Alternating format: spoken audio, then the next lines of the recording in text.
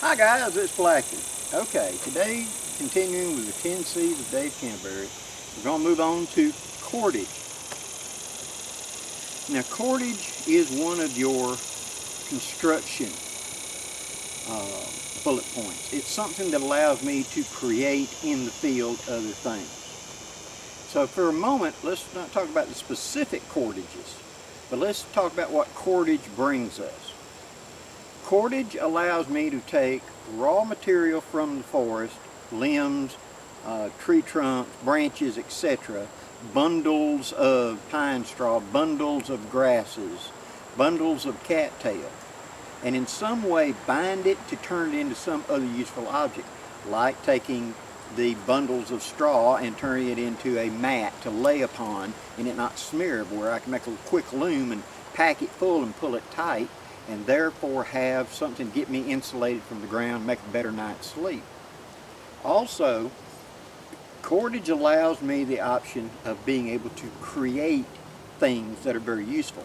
Like you've heard me use in the past dingle sticks. Well, all a dingle stick is simply a wooden fork of a branch or whatever I have carved into a useful tool. Well, cordage gives me the option of turning that into a pot hanger, or lashing together a table, a chair, a bed for the night, an elevated platform, making a roof over my head. All kinds of methods of creation come from cordage. Now let's talk about types of cordage. Okay, let's start with the most basic, simple cordage. This is something that you find everywhere. It's cheap. This is jute. Now jute cordage is a waxy coated, like oily a little bit, and is used in macrame and all types of other projects, and makes a really good fire tinder, as well as just being some cheap, inexpensive cordage to use to create something. Now with this, I can take a roll of it and weave a bag out of it. That's called twining. Probably 10 years ago I did a video series trying to teach people twining, and it just didn't go over well.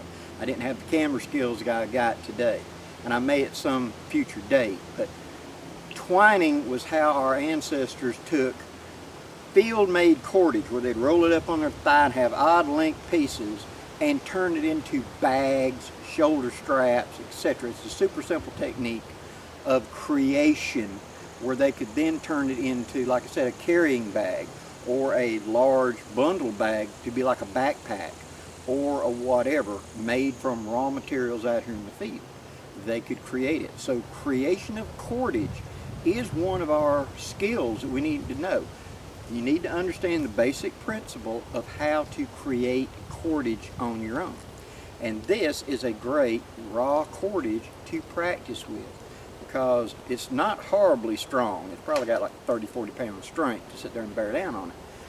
But it can be turned into other things, and it makes a great fire tinder. And it's great for just bundling that up right quick. It's disposable. We're going to talk about that. There is disposable cordage and there is retrievable cordage, and we're going to get to that next. So this is a good, cheap, disposable cordage. And so if you want to practice knots, I recommend you get a different cord than this. It works, but you get it bound up and it's hard to untie because it's fibrous. But for something that I'm going to just tie and leave it and not worry about it, I ain't coming back for it, this stuff's great for that. Throw in a pack for that. Tie that, hook up to a tree, and I don't care if it's gone, because it will decompose quickly, and anything that you leave in the forest will turn back to nature in a short amount of time. So in that, it's very useful, and it's cheap too.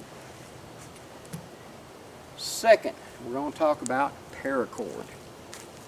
Now, this has several different names, but this is 550 paracord as military. This has been made into a donut, and I have created a video on how to make a paracord donut, and this is how I carry it in my haversack. By pulling it, you see this series of loops. Now it will just unwind infinitely until it's all the way out. So all I got to do is just pull it to the length I need, cut it, and utilize it. Now 550 paracord, as you see right there in the end, those white fibers, has inner lines in it. The strength of this cord is very good, 500 pounds. Now, let us talk about cordage strength for just a moment. In the military type paracord, the 7 inner line paracord, it's rated at 550 pound breaking strength under shock load, which means it has probably close to 1,000 pounds actual strength, but if you drop and snatch, 500 pounds is the limit before it'll guarantee it won't pop. See? So it's 1/4 of the total load is your snatch load or your load bearing.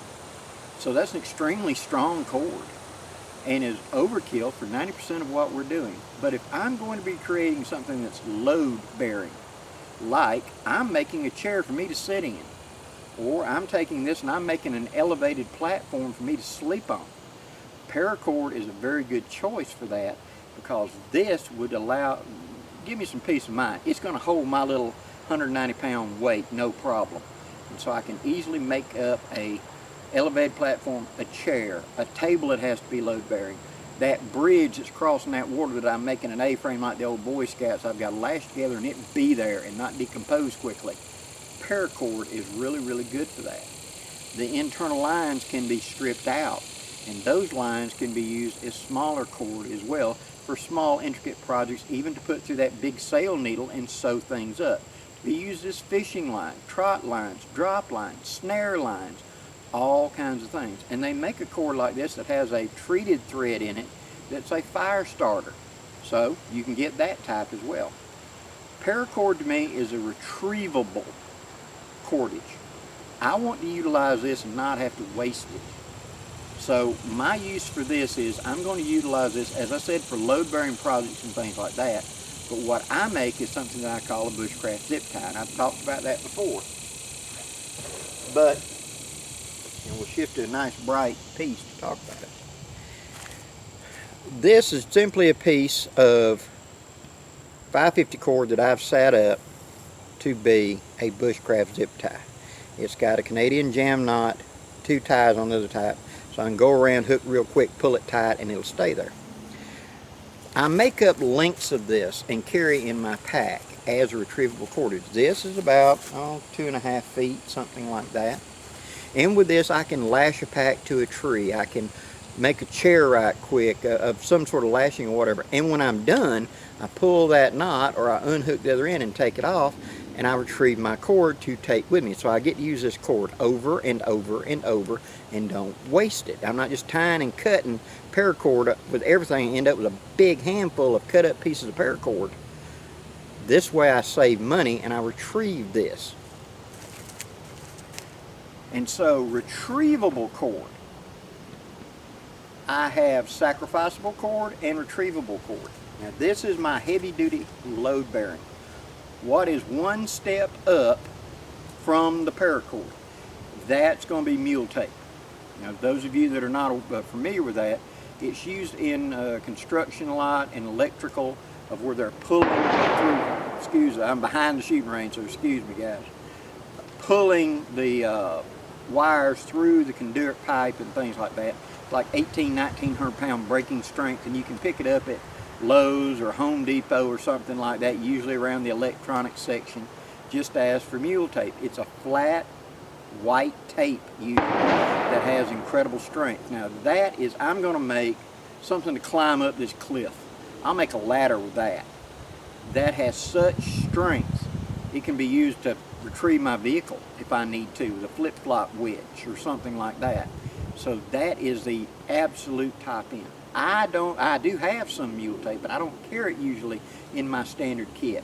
90% of my job can be taken care of with bank line or 550 paracord. But if I needed it, I have some to carry for a specific job. Just like I would carry a hank of really good rope if there was some job that I knew I was going to need that kind of rope for.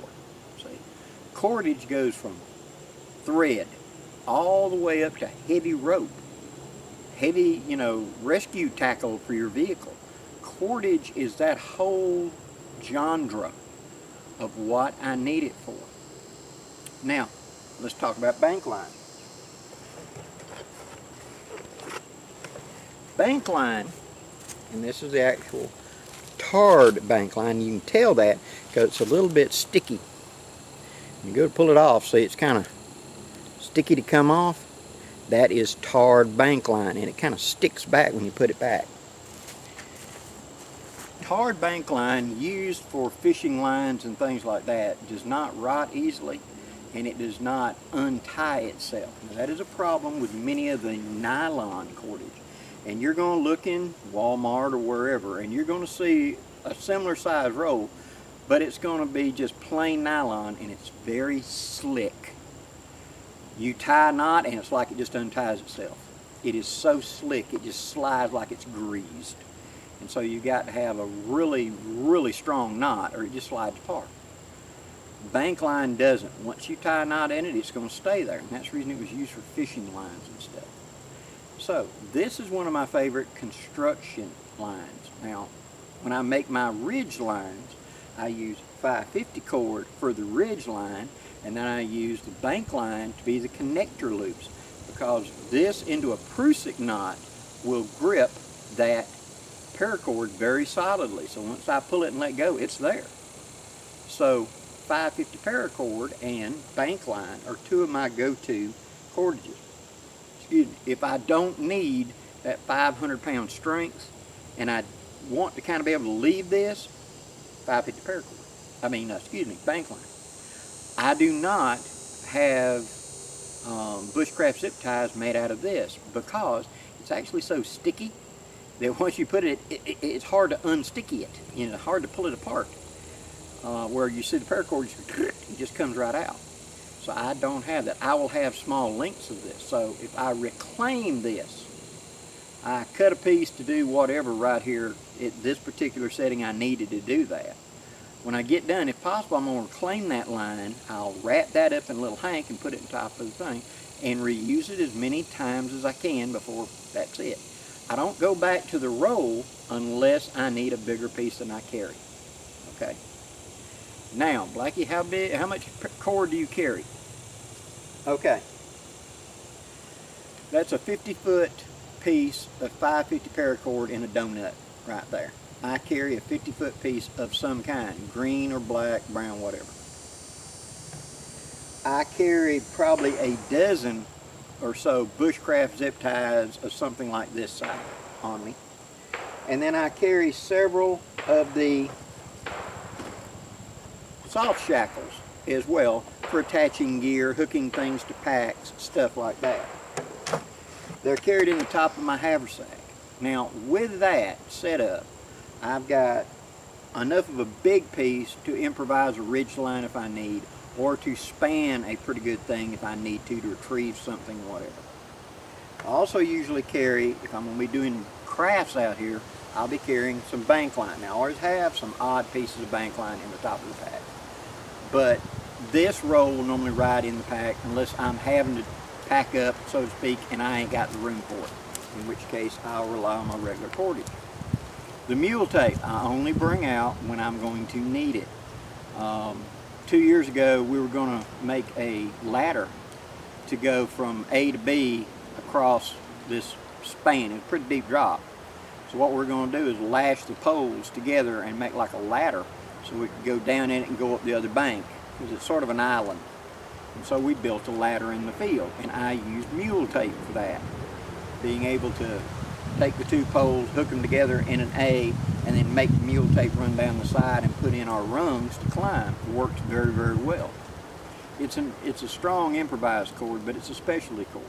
And then I have hanks of rope. It's 150 feet long, high tensile strength rope that's small diameter that I've used many times to not really repel, but assist me in going up and down very steep obstacles, we shall say, not repelling. But you get the idea. Cordage runs the whole gambit. I carry bank line, I carry 550 paracord, I carry bushcraft zip ties, I carry the cut-off pieces still saved, and I've got sewing thread or some small, really strong thread in there somewhere in the mix, because there'll be times I want that. Dental floss is a great thing to carry. Unwaxed waxed dental floss is a great thing to carry. You can sew things up with it. Another cord that's good to carry is dental floss. Just a small little thing of it is great for all kinds of small projects where I'm going to tie it and forget it. It takes a knot well, it holds and it's tight. Whipping the ends of a bigger rope to keep it from unfrayed, good for that. It's also can be used for first aid on me, because you can make stitches out of it in a life and death emergency, because it is waxed and it is sanitary. So that's something to consider. So to wrap it up, cordage absolutely needs to be in your 10Cs, and you need to carry some supply of it. I like a tier system of having a cordage that I can retrieve, like the paracord.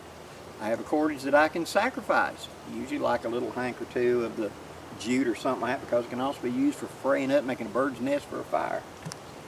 And the bigger, stronger stuff can be used as needed to bring to the field. Okay? With cordage, you create. I make chairs, tables, hammocks, sleeping areas, overheads, shelter building, all of that. Improvise a long handle on my pot to be able to cook out, or to reach out and dip water out of the middle of a big opening that I can't reach the water because of whatever. I can lash it to a pole to reach out there and get it. It's just something we need. And along with the cordage comes a knowledge of knots. And in a future episode, I'll talk about the 5 or 10 knots I think you should know. Every bushcrafter needs to know. Because if you know those knots and you got the cordage, 80 or 90% of your work is done as far as knowing how to create something. So, I hope you enjoyed this, guys, and thank you very much for watching my channel. I'm enjoying doing the 10Cs of Dave Canterbury. It's a very good system, and it's a very good checklist before you go in the field. I will be going to Ohio the 8th, 9th, 10th to the Central Ohio Bushcraft Gathering, and you can believe, before I go, I will lay out my gear and run over the 10Cs. Do you have your shelter? Do you have your this? Do you have your container? Do you have your cutting tool? Do you have your, do you have your, do you have your? Because it's just a great checklist to have, to run down and make sure you got what you're going to need when you go to the field. And that, I hope, will be the one thing you take away from this series of have a system. Your system, someone else's system, whatever. But start with a system that gives you focus and you can repeat it. Over time, your own system will evolve where you'll see it a little differently, where it stops being just that roll of bank line and it becomes, well, I'll carry some of these and I'll carry 2 of this and 3 of this and 1 of this just in case, and I'm good. That's your system. Well, thank you for watching my video, guys, and please leave any questions or comments below. I enjoy hearing your comments, and it gives me some inspiration for the next topic, so to speak. Do me a favor and hit that like, share, and thumbs up button before you leave. You know, helps me out a little bit.